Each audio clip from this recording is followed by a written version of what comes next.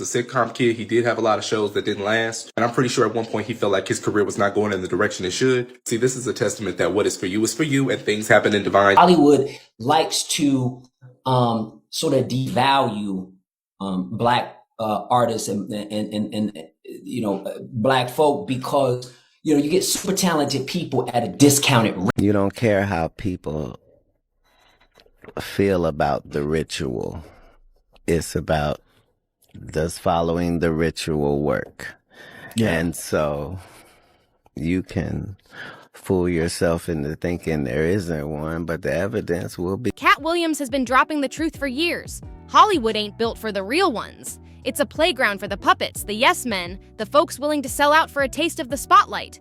But those who stick to their values, they get shown the door real quick. And guess who Katt says got done dirty just for keeping it solid? None other than Larenz Tate. Yeah, that Larenz, who tore the screen up in Menace II Society, made hearts race in Love Jones, and gave us nothing but pure grade A talent every time he showed up. But then, poof, just vanished. No scandals, no public freakouts, no arrests. Dude didn't even get caught cheating or wilding out at some party.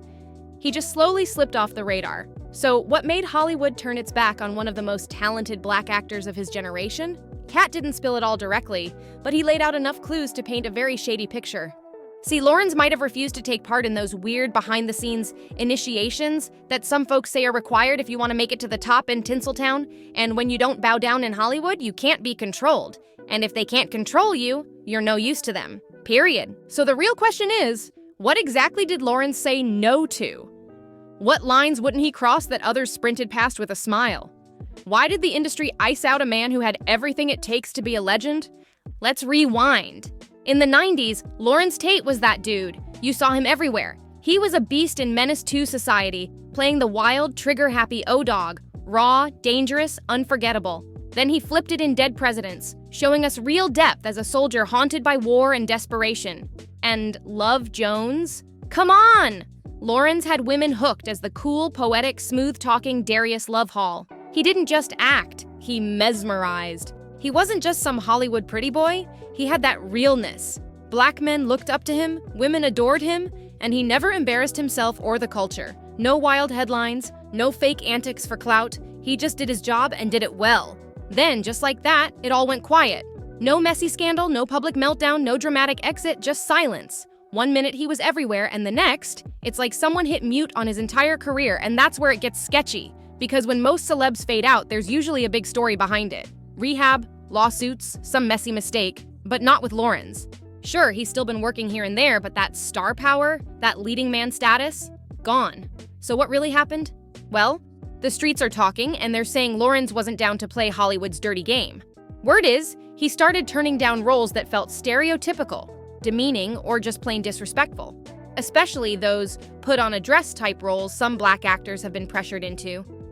And Larenz? He wasn't having it. He wanted real stories, real characters. But in Hollywood, if you say no too many times, they stop calling. Straight up. And let's be real, this industry only makes space for a few clean-cut, talented black men who know their worth and ain't thirsty for approval. That makes the system nervous. Hollywood has always had this invisible cap. Like, there's only room for one or two respectable black male stars at a time. They'll hand one a golden trophy, let him be the poster boy, but the rest? Pushed to the background. Left playing sidekicks or trapped in trauma-filled roles. And the studios? Oh, they'll throw bags of money at actors who fit the narrative of black pain, crime, and chaos, because, like Spike Lee said, that's what sells. It doesn't challenge the system. It keeps the machine running. But a black man with principles, who won't coon, won't play clown, and won't sell himself out for a check. Now that is a threat. That's the type of man kids look up to. That's the type of man who might start calling out the system. And Hollywood ain't built for that type of truth. So yeah, they gave us Denzel. But even he had to be 10 times better. Always polished, always perfect, never slipping. And Larenz? He wasn't out here making noise, but he also wasn't bending over backwards to fit their mold. That's why he got quietly cut off.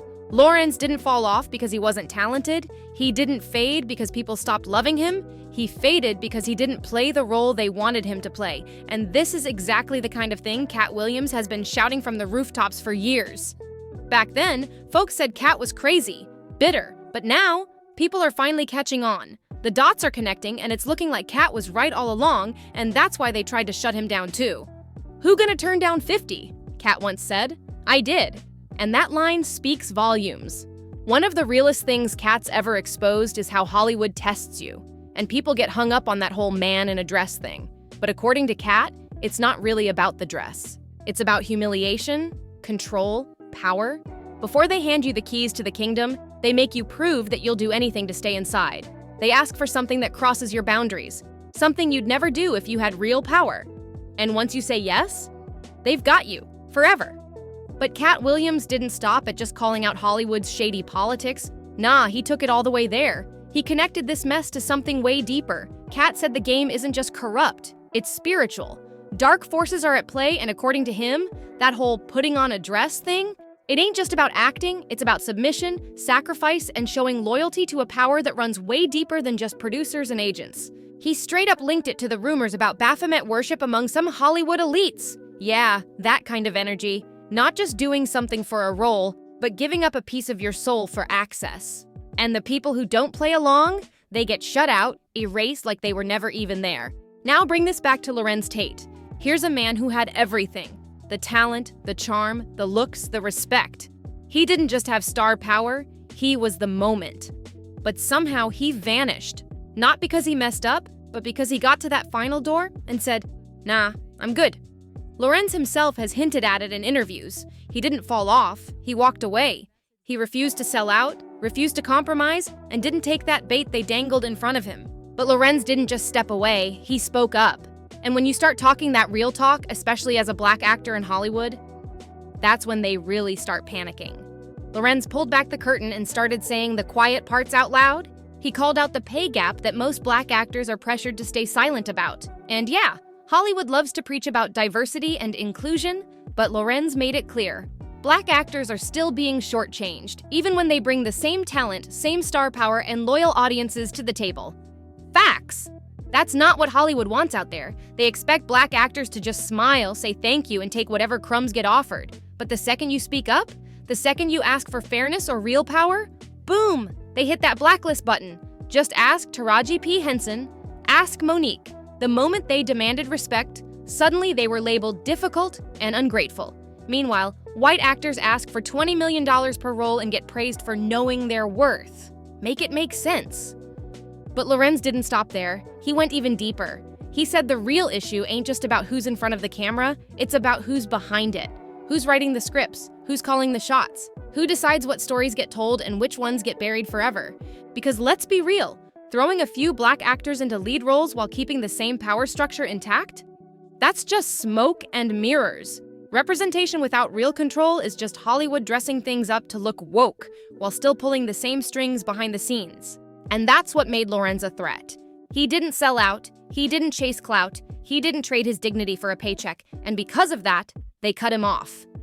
The offers slowed down, the big roles disappeared, the press stopped covering him. It was like he vanished into thin air, not because he lost his talent, but because he refused to play the game. Hollywood didn't just cancel Larenz, they buried him, quietly. That's how they do it when someone's too clean to scandalize but too strong to control. They erase you from the spotlight, hoping the world forgets your name. But guess what? Real ones don't stay buried. And now the truth is starting to surface. Katt Williams bringing up Larenz Tate's name?